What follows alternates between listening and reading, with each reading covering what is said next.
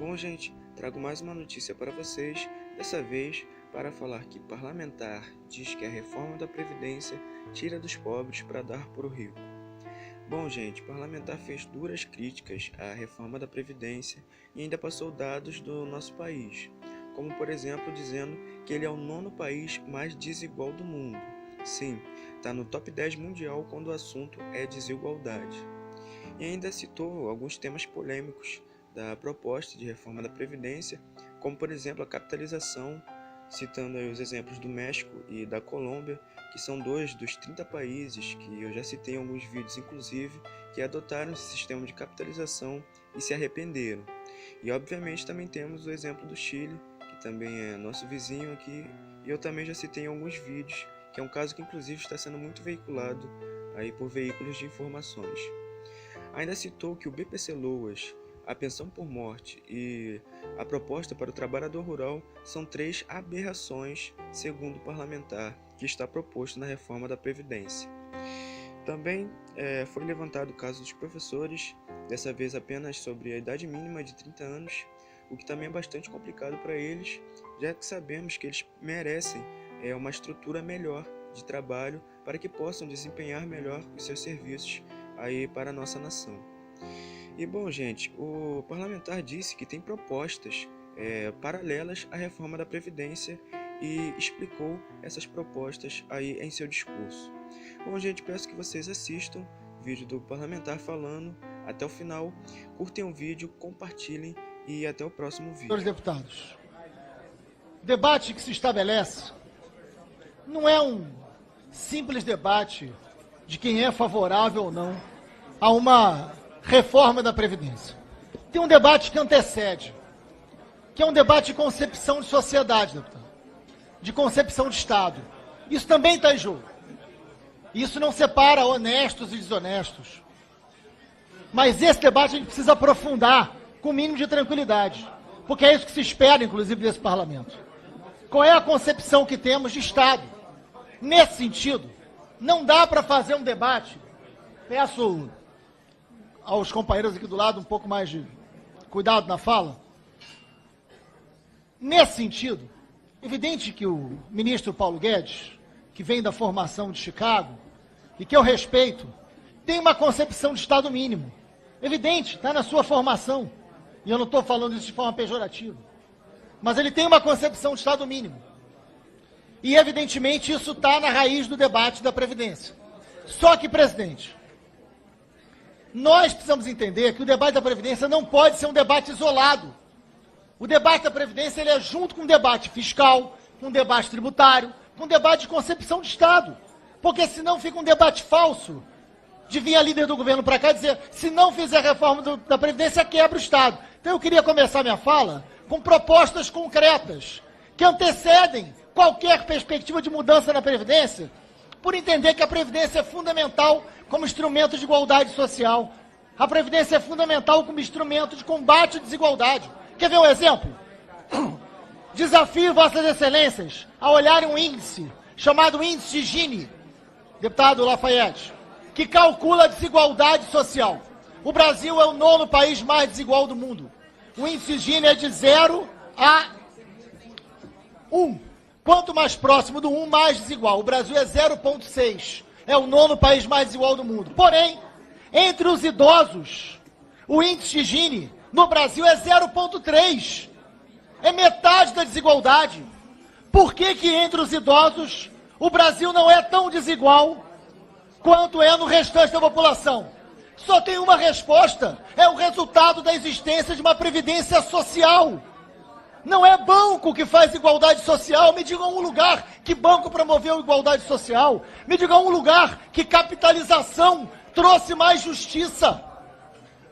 A desigualdade é menor entre os idosos porque existe previdência social. Isso tem que estar no centro do debate. Querer acabar com a previdência social, com o caráter social da previdência, é dizer que a desigualdade vai ser a maior e ampliada para todas as idades.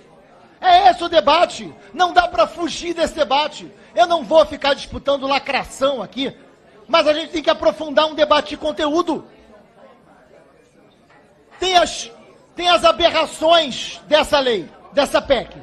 As aberrações são evidentes e está na cara que ninguém aqui veio defender. É tão aberração que nem o Paulo Guedes conseguiu defender. O BPC é uma aberração. Como é que você vai dizer que tem que ter 70 anos para ganhar um salário mínimo e que até lá vai ganhar R$400 sem ser corrigidos? Ninguém defende isso aqui. Ninguém defendeu. Quem aqui defendeu a mudança na aposentadoria do trabalhador rural? Ninguém aqui defendeu. Está na cara que eles vão tirar. Vai tirar o BPC, vai tirar o trabalhador rural. Defender 30 anos para professor em sala de aula é coisa de capitão do mato. Ninguém aqui defendeu. Então tem as aberrações da PEC e que a gente perde um tempo gigantesco fazendo um debate das aberrações. Não vou fazer debate das aberrações. Alguém aqui tem coragem de defender a redução do valor da pensão por morte?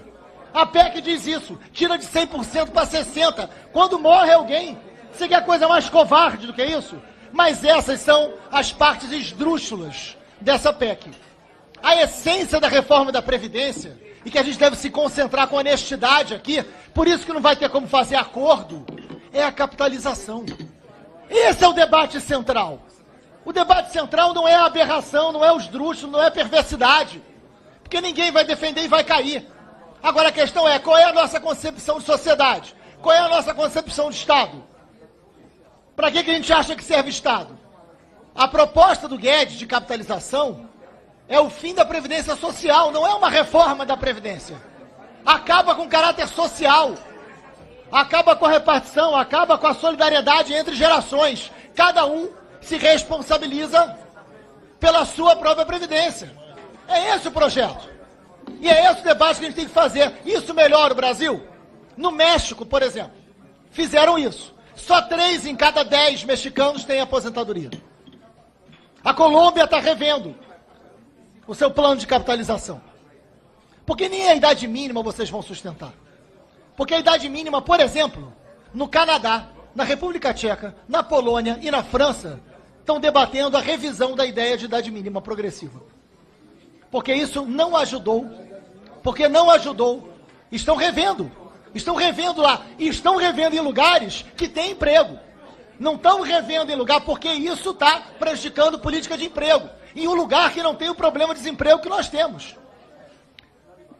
Hoje, os países que estão com trabalho precarizado como os nossos, evidente que a reforma trabalhista ajudou a precarizar o trabalho. Nós temos 13 milhões de brasileiros desempregados e 37 precarizados sem carteira de trabalho. 37 milhões. Com esse número, exigir 40 anos de contribuição ininterrupta para se aposentar é dizer que não vai se aposentar. Então o debate é como que um trabalho tão precarizado como o nosso, como que um mundo do trabalho tão precarizado como o nosso, quando as pessoas não conseguem ter carteira assinada, não conseguem regularidade profissional formal, você vai jogar na capitalização. Como é que vai ser possível as pessoas que não estão conseguindo emprego fazerem capitalização? E não é mais uma alternativa ao regime previdenciário, porque isso não é verdadeiro. O projeto é para o sistema previdenciário ser de capitalização. E esse é o grande debate que tem nesse parlamento. O grande debate da reforma da Previdência é um debate de concepção de Estado. Se nós queremos que o Estado seja mínimo e que não tenha responsabilidade sobre as populações mais vulneráveis, e que isso vá a uma lógica de mercado, como se os bancos pudessem, sozinhos, resolverem isso, e não podem. Então, presidente, eu quero aproveitar meu tempo final para dizer o seguinte: enquanto proposta de sociedade e concepção de Estado, nós temos propostas.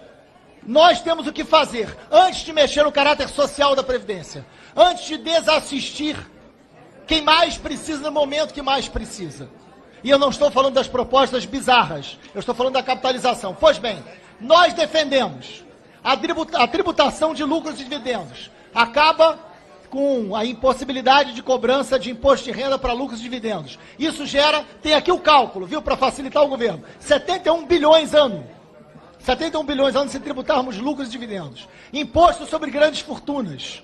Com alíquotas de 1 a 3% sobre o patrimônio acima de 10 milhões, a gente poderia gerar 37 bilhões ao Estado. Imposto sobre a propriedade territorial rural, potencial arrecadatório de 17 bilhões. Imposto sobre transmissão de bens imóveis. Presta atenção, se é para combater privilégio, é esse o caminho de combate ao privilégio.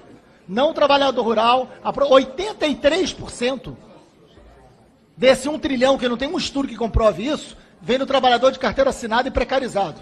É esse o dinheiro que o Guedes quer. A gente está apontando um caminho que esse sim combate privilégio, gera arrecadação, melhora a receita e garante o caráter social da Previdência. É disso que a gente está falando. Tem mais. Você pode fazer uma revisão das isenções fiscais. Como é que você pode ter empresas que são devedoras do Estado, empresas devedoras do Estado recebendo isenção fiscal? Sem nenhuma política de geração de emprego como contrapartida, deputada Maria do Rosário. Não há nenhuma contrapartida de geração de emprego. Isenção fiscal, foi isso que faliu o Rio de Janeiro. Além da quadrilha do PMDB, foi isso que faliu o Rio de Janeiro. Foi isenção fiscal, né, com seus aliados. Combate à sonegação de impostos e 570 bilhões. Se a gente combater, criar uma política de combate à sonegação de impostos, 570 bilhões. A rescisão de imposto de isenção fiscal, 300 bilhões. Enfim, o que está colocado é a necessidade de fazer com que essa economia ela possa ser uma economia geradora de empregos, ela possa ser uma economia produtiva. Essa é uma disputa política, uma escolha de sociedade. Nós vamos querer um país especulativo, nós vamos querer um país do capitalismo especulativo e irresponsável. Quem governa para papéis não se preocupa com pessoas. Essa é a questão central. Quem governa para lucro de papel e de informação não governa para pessoas. O que está em jogo é qual é o modelo de país, qual é o modelo de economia, qual é o modelo de desenvolvimento. É isso que está em jogo. Querer acabar com o caráter social da Previdência é um projeto de sociedade. E é essa disputa que a gente vai fazer até o fim aqui, e a gente vai votar não a reforma da Previdência, porque a gente quer...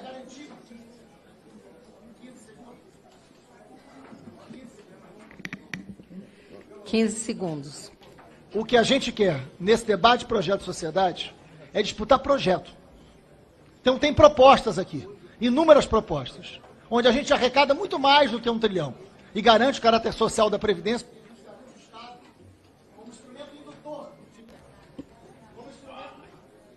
como instrumento indutor de igualdade social.